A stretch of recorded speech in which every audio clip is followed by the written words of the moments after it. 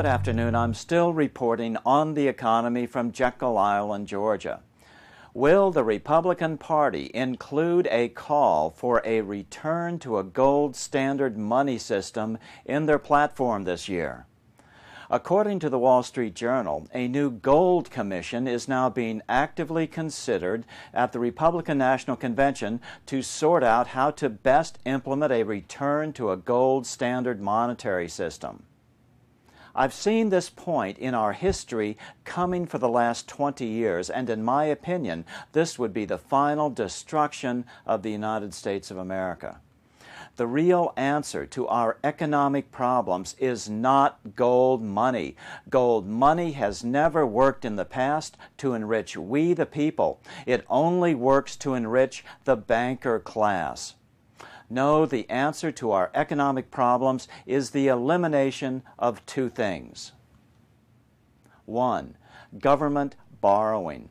If government could not borrow, it would have to balance its budget. And number 2, the ability of banks to counterfeit the national money. It's called fractional reserve lending. Tying the dollar to gold was a favorite of the king of the robber barons a century ago, J.P. Morgan. Morgan called gold money sound money. But there are other ways to create sound money. Simply have the government issue it without debt and tightly control the quantity. The Republican nominee, Mitt Romney, has even suggested that monetary policy should be kept away from Congress. This is exactly what the Gilded Age robber barons, the Morgans and the Rockefellers, believed as well, because they wanted complete control of American money for their benefit. But this flies directly in the face of the U.S. Constitution. Again, according to the Wall Street Journal article, in fact, it is precisely to Congress that the Constitution in Article 1, Section 8 grants the power to coin money and regulate the value thereof. Bravo, Wall Street Journal. In today's world, the gold bugs include the likes of Ron Paul, Ed Griffin, Peter Schiff, and the Ludwig von Mises Institute. The first 2 minutes of Max Kaiser's latest is interesting regarding the von Mises Institute. You see, I figured out that the whole Mises Institute was populated with dangerous ideologues, and that these guys formed the basis for the corruption on Wall Street. For the financial terrorism on Wall Street, they refer to the Mises Institute as their ideological framework. That's why they're dangerous ideologues. Now, when you have a guest on the show just talking about it in general terms, he's fired. Now, where do you see that? Saudi Arabia, Iraq, Afghanistan. I mean, you see this in totalitarian regimes. Of course, I knew this was the case. That's why we're coming after the Mises. They're fake libertarians out there in the U.S. People who call themselves libertarian are not. They're fake. They're fake Austrian school adherents. And the whole Ayn Rand school is bogus, and from here to Sunday. All those guys are the fake ideologues that are fueling the basis of the Jamie Dimons, the Alan Greenspans, the Lloyd Blankfein, the terrorism. As I detailed in SR 45, Ludwig von Mises was supported by the Rockefellers throughout his career. Do you really think it's a smart idea to be following the very folk who openly admit to being behind the New World Order concept where national sovereignty is erased from the face of the earth? So why do smart folks like Peter Schiff, Ed Griffin, and Ron Paul refuse to take a fresh look at this question when anyone with a passing interest in American history knows that this is exactly the same philosophy that J.P. Morgan and the rest of the robber barons espoused 100 years earlier? My take is that these guys are all patriots and well-intended. They just grew up at the time when the von Mises folks were in their ascendancy and their real agenda was still hidden. Schiff, Griffin, and Paul would have to admit that they were wrong. They would have to admit that the von Mises / old-school libertarians were at best nothing but anarchists, and worse than that, disguised plutocrats. Gold is concentrated money. It is the exact opposite of traditional, democratized American money, debt-free U.S. notes and coins issued by Congress. Do you think in a gold money system, banks will stop practicing fractional reserve lending? Do you ever hear anything about that topic from a gold bug? No. The core of the gold bug anarchist argument is that the average person is too stupid to effectively participate in self-governance. So therefore, all governance should default to non-governance, or at best, governance by bank. How does that work? What happened to the Constitution? History clearly shows that anarchy quickly defaults into the hands of the few and the ruthless, the dictators and/or the banks. In either case, dictators or banks do not believe in the righteousness of humanity's 1,000-year great experiment of escaping serfdom by self-governance. They don't really believe in class mobility or a truly incentive-driven society. Are we now going to throw this all away, tying humanity to their new cross of gold so they can better consolidate their grip on every aspect of our lives?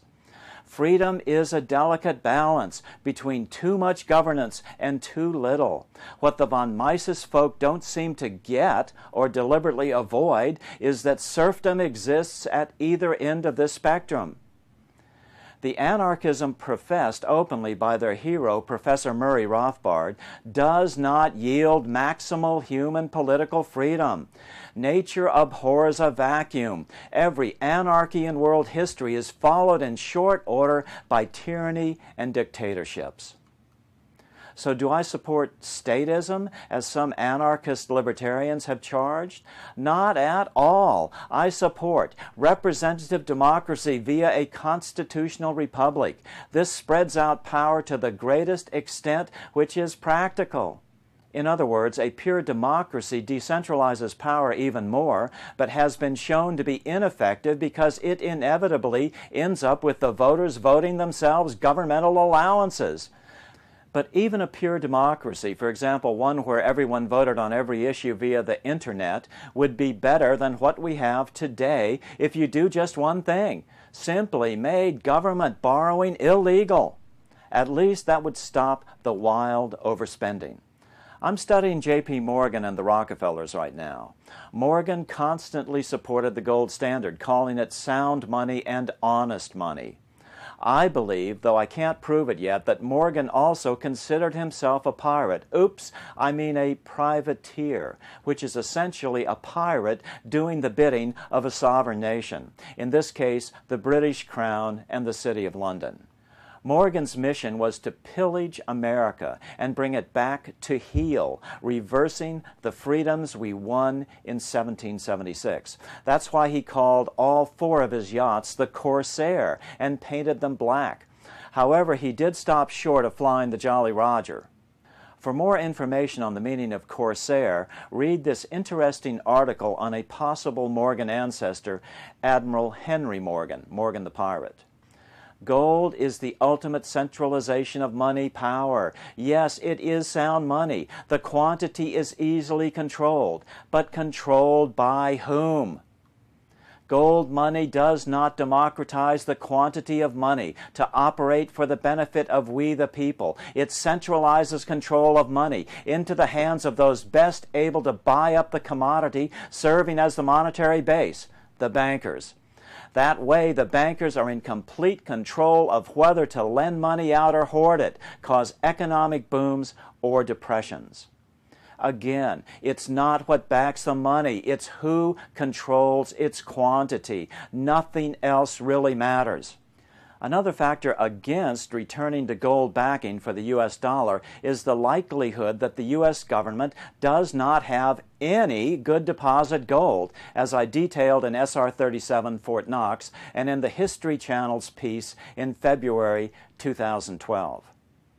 Gold prices are already seeing a major move upwards this week, just on the news about the Republicans in convention. As a gold money bill crawled its way through Congress, what do you think will happen to gold futures?